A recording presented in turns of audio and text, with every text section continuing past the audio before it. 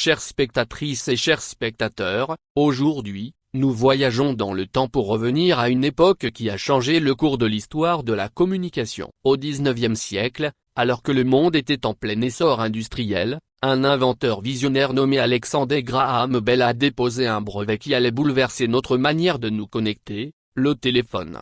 En 1876, Bell, un scientifique et éducateur, déposa ce brevet pour ce qu'il appelait un transmetteur vocal, un appareil qui permettrait la transmission de la voix à distance. Cette invention allait bien au-delà de la simple communication par télégraphie, qui était le principal moyen de communication longue distance à l'époque.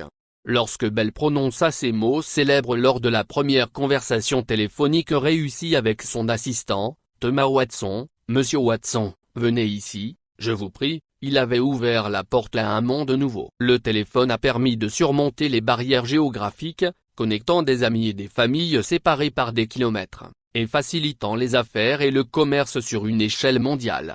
L'impact du téléphone sur la société a été colossal. Il a raccourci les distances, créé des emplois, et a donné naissance à une industrie de la communication en constante évolution. Des boîtes en bois volumineuses aux smartphones ultramodernes que nous tenons aujourd'hui dans nos mains, l'évolution technologique du téléphone est stupéfiante. Mais le téléphone est bien plus qu'un simple appareil. Il est devenu un outil essentiel de notre vie quotidienne. Il nous permet de rester en contact avec nos proches, d'accéder à une incroyable quantité d'informations, de travailler à distance, de prendre des photos, de naviguer sur Internet, et bien plus encore.